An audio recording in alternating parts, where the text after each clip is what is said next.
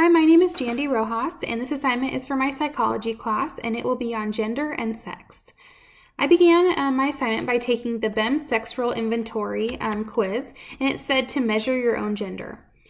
Do I think it was an adequate measure of gender? No, because they're going off traditional stereotypes about male and female characteristics. I do not think gender should be measured as a dichotomous variable because these stereotypical characteristics of males and females should not define our gender. Gender also includes socially constructed characteristics of men and women, such as norms, roles, and relationships between groups of men and women. We were given a few questions to address in this assignment. One, which is, when is it important to measure gender? And two, when is it important to measure sex? We were also given a few videos to watch, the first one being about a South African runner who identifies as a woman and runs with women in the competition.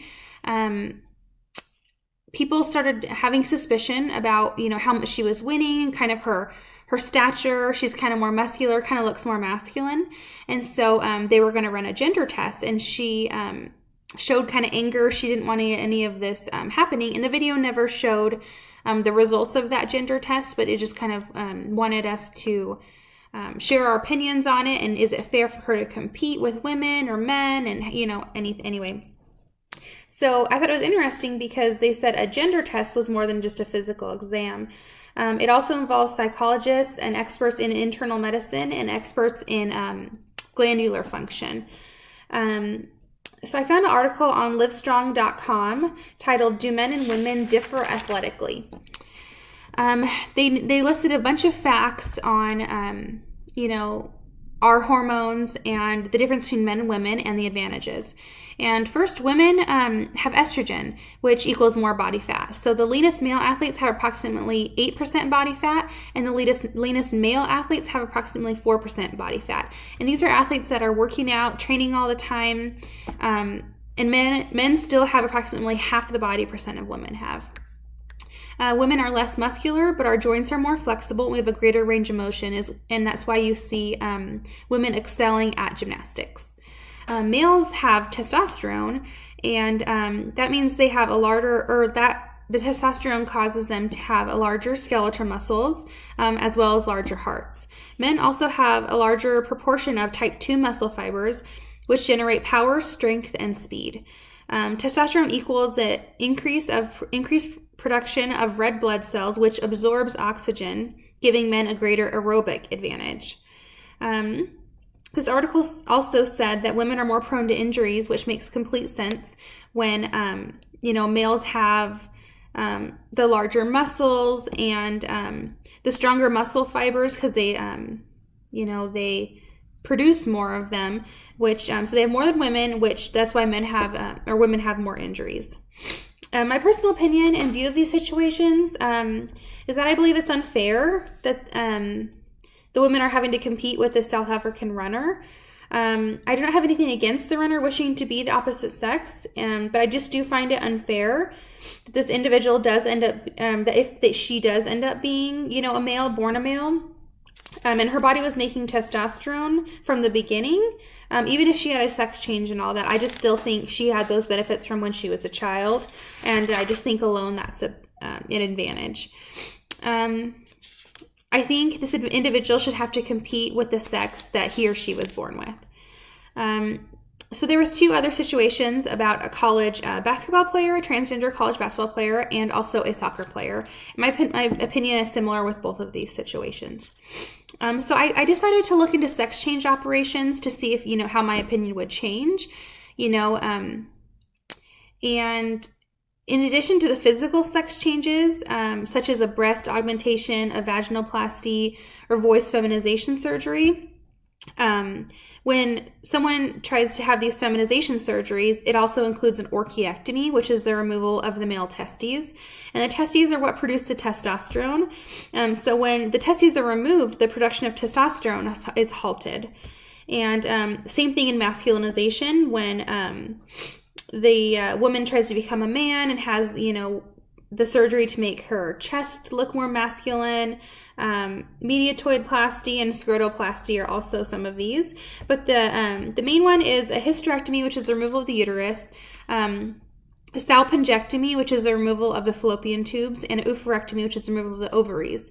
And so when these ovaries are removed, the production of estrogen is halted. So I feel these people would try to argue, that they had a sex change, they don't make estrogen or testosterone anymore. But I just still think my opinion stands even after reading about these, because most of these people don't have these operations when they're children. They have them, were they 20, were they 30 when they had it? So they had all these years of having that certain hormone, whether estrogen or testosterone. So they had all the advantage of growing and using that testosterone or testosterone or estrogen, whatever hormone they had, when they were young. So I think that gives them a advantage there. And also these people, after they have a sex change, they give themselves the hormone replacement therapy. And this process is not natural. The amounts they give themselves cannot be compared to individuals that do not give themselves hormones. So what amount of testosterone do we give women or men who's had these sex change? How much do we give them? Do we give different amounts to men and women who want to be a certain amount, like if they want to be very masculine or not so masculine or very, very feminine? So what are the amounts they're giving themselves?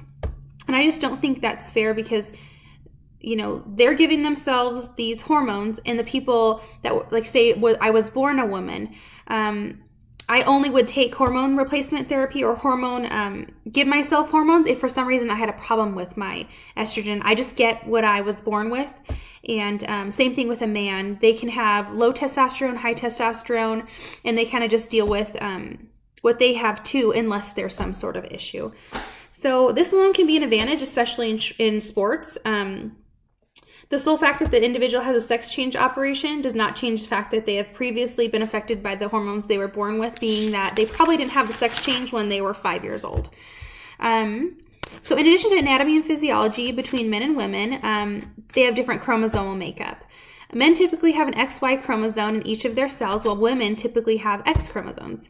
ScienceDaily.com produced an article titled Men and Women, The Difference Are in Our Genes. And this was in 2005 by Penn State. And the summary for this article is, for every man who thinks women are complex, there's new evidence that they're correct, at least when it comes to their genes. And this article kind of just gives some facts that, men and women have different chromosomes. Men have XY and women have X. And these chromosomes kind of make different genetic makeup in each person, and they produce different things. And so even though people have a sex change operation, they might not produce estrogen, testosterone. Their chromosomal makeup is still the same. That's something, as of right now, I haven't heard of. You can change that. So how do we know our chromosomes and our genetics don't have any advantage in sports? So 2 other factors in defining gender are gender identity, which is how they see themselves, and gender role behavior, which is the way they present themselves. So I would like to end with a few definitions by Merriam-Webster Dictionary. The definition of sex is either of the 2 major forms of individuals that occur in many species and that are distinguished respectively as female or male, especially on the basis of their reproductive organs and structures. So basically what we're born with. They define gender as a subclass within a grammatical class of a language that is partly arbitrary but also partly based on distinguishable characteristics such as shape, social rank, matter of existence, or sex. Being that gender can be affected by our culture, I would like to end on this quote by Judith Butler.